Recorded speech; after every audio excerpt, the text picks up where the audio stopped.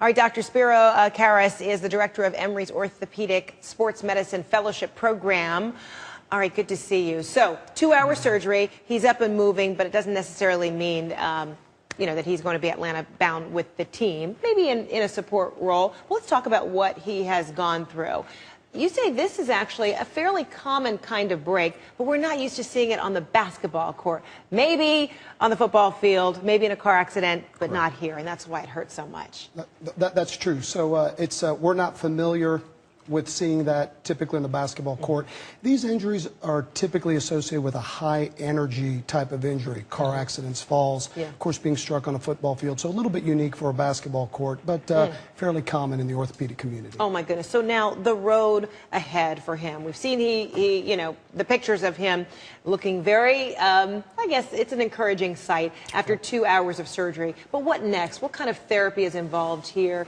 I know there was a steel rod that was involved in the placement to kind of bring the bones back together again, but how delicate is this recovery?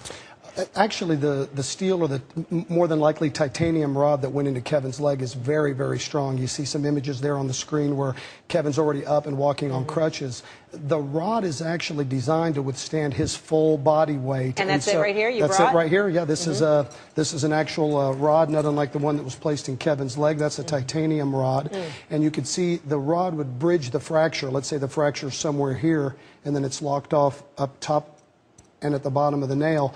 And the load that this nail could withstand is very, very strong. Kevin could actually be walking without crutches within a week or two. Oh, my goodness. But looking at the rod now, I'm just like feeling a little faint. Okay, so this rod is attached to the outside of the bone, and it will stay there. Right. It's actually, the rod actually drops inside the medullary canal. So, our bones are hollow. The rod is designed to stay inside and can actually stay there forever as long as it doesn't cause him any symptoms. And frequently, this hardware can stay in. And it stays forever. And so, talk about his recovery. Will he, you say he can withstand a lot of weight, but then, as an athlete, running, pounding, etc., can he look toward being able to return to that kind of athleticism? In the short term, the open wound, this was an open fracture, so the kind of things we worry about in that situation is the soft tissue injury. The bone has now been securely fixed and it's in good position.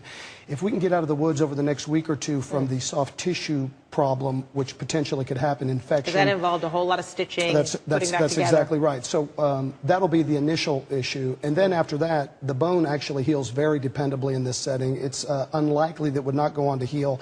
He could have full bone healing within 6 months, and his recovery will begin much sooner than that. So he could actually conceivably be back in a very athletic situation within 6 to 9 months. Oh my goodness. Well, that's very encouraging, I'm sure, for him to hear, and anyone else who was watching it, can just simply empathize with that kind of break and then his potential as an athlete. You wonder, has it been impaired as a result of that accident? But you're saying no, he really could have a full recovery and could be just as athletic and as successful had he not had the injury. I think if you're going to pick an injury to the ankle, an injury to the knee, or an injury in the tibia between, I think you'd pick the tibia. I think his prognosis is very good. I think he's going to have a great recovery, and I think he's going to get back to doing everything he wants to do. All right, good news. We like to hear that because that was painful to watch. Dr. Spiro Karas, thanks so much of Emory. I appreciate that. Thanks for having me.